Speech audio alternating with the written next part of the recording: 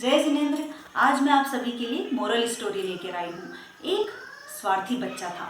वह अपने लिए हमेशा सर्वश्रेष्ठ चुनता था और उसकी इसी आदत के कारण उसके सारे मित्र उसे छोड़कर चले गए थे। उसके पिता ने उसके जीवन में मदद करने के लिए उसे 3 दिन तक 3 सबक दिए। पहला दिन पहला सबक, एक कटोरे में हलवा और उसके ऊपर 2 बादाम रखे और दूसरे कटोरे में सिर्फ हलवा रखा। दोनों कटोरे टेबल पर रखे और उसमें से एक कटोरे को चुनने को कहा। उसने वो कटोरा चुना जिसके ऊपर 2 बादाम थे। जल्दी जल्दी वह हलवा खाता गया और उसके आश्चर्य का ठिकाना नहीं रहा जब उसने देखा कि पिताजी के हलवे के नीचे 8 बादाम निकले। पिताजी ने उससे कहा, बेटा, हमेशा हमें जो दिखता है वही हमारे लिए महत्वपूर्ण नहीं होता। कभी कभी हमें दूसरों पर छोड़ देना चाहिए। जिंदगी हमें हमेशा नए सबक सिखाती है। अगले दिन दूसरा सबक, पिताजी ने फिर 2 कटोरी हलवा टेबल पर रखा। एक कटोरी के हलवे के ऊपर 2 बादाम और दूसरी कटोरी के हलवे पर कुछ नहीं।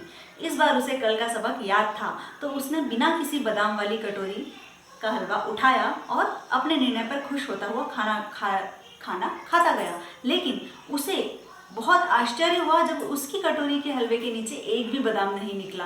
पिताजी ने कहा, हमेशा जिंदगी अपने अनुभवों को दोहराती नहीं है। हमें अपने अनुभवों से सबक तो लेना है, लेकिन जिंदगी चालें भी चलती है। इसलिए हमेशा पिछला सबक को याद करते हुए जिंदगी के किसी भी सबक से दुखी मत हो।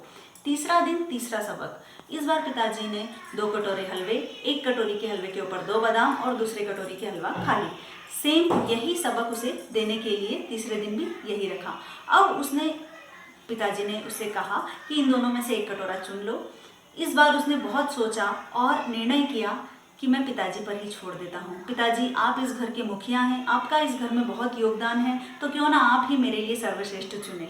पिताजी उसके इस निर्णय से बहुत खुश हुए।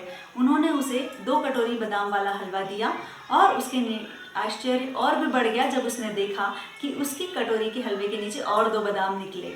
पिताजी ने उसे सबक सिखाया कि हमेशा हमें भगवान पर छोड़ देना चाहिए। जब भी हम किसी मुश्किल की घड़ी में हों, अपने लिए सर्वश्रेष्ठ न चुनते हुए भगवान को बोलना चाहिए, आप ही मेरे तारणहार हो, आप ही मेरे नैया को खेवनहार हो। जय जिनेंद्र।